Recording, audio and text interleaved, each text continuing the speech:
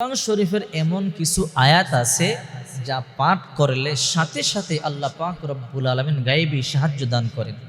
যেমন এই আয়াতটি কোনো ব্যক্তি যদি চক্ষু বন্ধ করে পাঠ করে, চোখ খোলার সাথে সাথেই দেখবে আল্লাহ পাক রব্বুল আলামিন গায়েবী সাহায্য পাঠাইছে।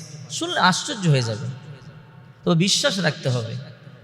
তাফসিরে রুহুল মানির 11 নম্বর খণ্ডের 54 নম্বর পৃষ্ঠায় আল্লামা শিহাবুদ্দিন মাহমুদ ইবনে আব্দুল্লাহ আল আলুসি বাগদাদি রহমাতুল্লাহ আলাইহি লিখেছেন, এটি এমন একটি আয়াত, কোনো ব্যক্তি যদি চক্ষু বন্ধ করে পাঠ করে, চোখ খুলেই দেখবে আল্লাহ গায়েবী সাহায্য পাঠাইছে। কোনো ব্যক্তি যদি চোখ বন্ধ করে আয়াতটি পাঠ করে, চোখ খোলার সাথে সাথে গায়েবী সাহায্য দেখতে পাবে। আল্লামা শিহাবুদ্দিন মাহমুদ ইবনে আব্দুল্লাহ আল আলুসি বাগদাদি রহমাতুল্লাহ আলাইহি আরো বলেন, কোনো ব্যক্তি যদি কাটা ছেঁড়া ফোড়া অথবা চোখে কম দেখে, কানে কম শোনে, মাথা ব্যথা, পেট ব্যথা, হাঁটু ব্যথা, কোমর ব্যথা স্পর্শ করে যদি এই আয়াতটি পাঠ করে, আল্লাহ পাক রব্বুল আলামিন সাথে সাথে তাকে সুস্থ করে দেয়। এটা অলৌকিক ঘটনা, শুনলে অবাক হবেন। মুহাম্মদ ইবনে কাব রাহিমাহুল্লাহ বলেন, একবার একটি ফৌজি দল, সেনাবাহিনীর দল রোমের দিকে যাচ্ছিল। পথিমধ্যে একজন সৈন্য গোড়া থেকে পড়ে কোমর ভেঙে যায়, হাড় ভেঙে যায়। ওই সৈন্য আর চলতে পারলো না। লম্বা পথ, মরুভূমির পথ। এই জন্য সবাই সিদ্ধান্ত নিল, এই লম্বা পথ তুমি চলতে পারবে না, এখানে বসে থাকো, কোনো কাফেলা পাইলে তাদের সাথে দেশে চলে যাবে। এই কথা বলে সবাই চলে গেল সেই রোমের দিকে।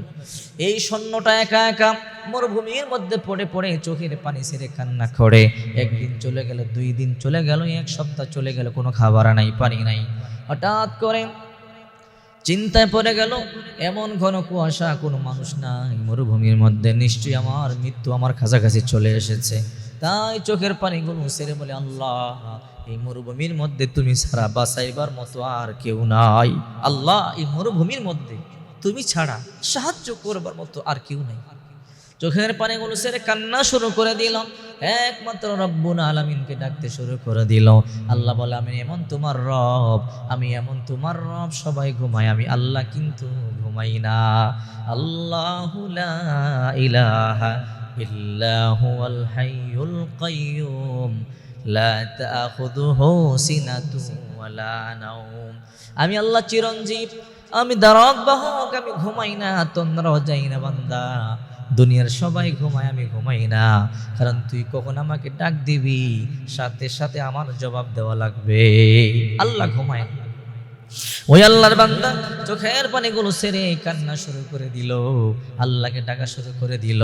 হঠাৎ করে চোখ খুলে দেখে সাদা পাগড়ি পরা একজন যুবক হাজির। এসে বলে, আল্লাহর বান্দা কেন কান্না করেন? বলে, কেন কান্না করি? হাড় ভেঙে গেছে, চলতে পারি না, আমার সঙ্গীরা আমাকে রেখে সবাই চলে গেছে, আমার মতো বিপদগ্রস্ত কে আছে? বলে, তুমি যে রহমানকে ডেকেছো, রবকে ডেকেছো, এই রব তোমাকে সাহায্য করবার জন্য আমাকে পাঠাইছে।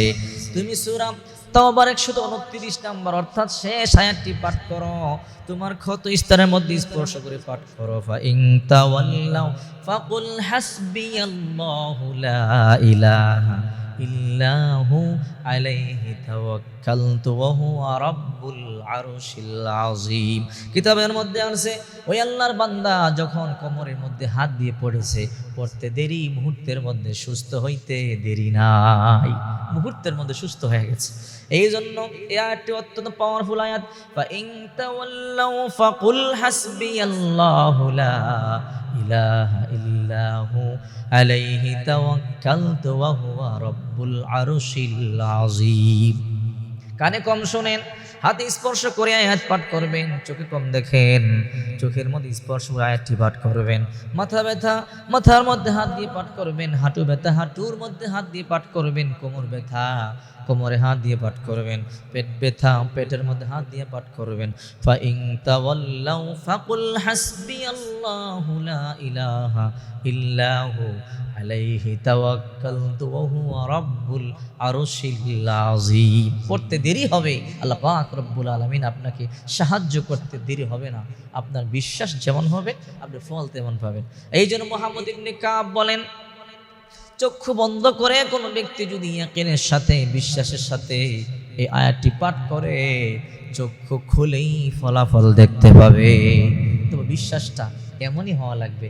তাফসীর রুহুল মাআনির 11 নম্বর খণ্ডের 54 নম্বর পৃষ্ঠায় আল্লামা শিহাবুদ্দিন মাহমুদ ইবনে আব্দুল্লাহ আল আলুসি বাগদাদি রাহমাতুল্লাহ আলাইহি নিজে বলেছে, এখন আমাদের বিশ্বাস কম, ইমান কম, ইয়াকিন কম, এই জন্য আমলে কাজ হয় না। সুদ খাই, ঘুষ খাই, মিথ্যা কথা বলি, চুল ঘুরি করি, জবানের দাম না, এই জন্য দোয়ায় কোনো কাজ হয় না। অথচ এই আয়াত পাঠ করে, সূরা ফাতিহা পাঠ করে যখন আল্লাহর বান্দারা, আল্লাহর ওলিরা ফু দিত, মুহূর্তের মধ্যে কাজ হয়ে যেত। জোনপুরের পিসা মাইক দা ফু দিছে, এক পাগল এক মাইক দা ফু দিছে, আমার গ্লাসের পানির মধ্যে কি আর ফু লাগবে? সেই জন্য সে পানি পুকুরে ফেলে দিছে, মুহূর্তের মধ্যে গোটা পুকুরে আগুন ধরে গেছে। খবর আসলো হুজুরের কাছে, হুজুর গোটা পুকুর আগুন ধরে গেছে। হুজুর বলল, পাগলামি কেন করলা, বিশ্বাস কেন করো নাই? আরেক গ্লাস পানি দাও। হুজুর ফু দিয়েছে, আবার ফেলে দাও, ফেলে দিয়েছে, আগুন বন্ধ হয়ে গেছে। ওই আল্লাহর ওলিরা এত বেশি কারামত জানতেন, এত ক্ষমতা আল্লাহ দিয়েছে। এদের ফুয়ের মধ্যে দাম ছিল, এদের জবান পবিত্র ছিল, এদের রক্ত গোশত পবিত্র ছিল, ঈমান পরিষ্কার ছিল। আর আজকে আমাদের জবানের দাম নাই, এই জন্য ফুয়ে এক গ্লাস ভেঙে ফেললো, কোনো কাজে আসে না। এই জন্যে এই আমলগুলি ইয়াকিনের সহিত, বিশ্বাসের সহিত, ইতমিনানের সহিত করতে পারলে অবশ্যই ফলাফল পাবে।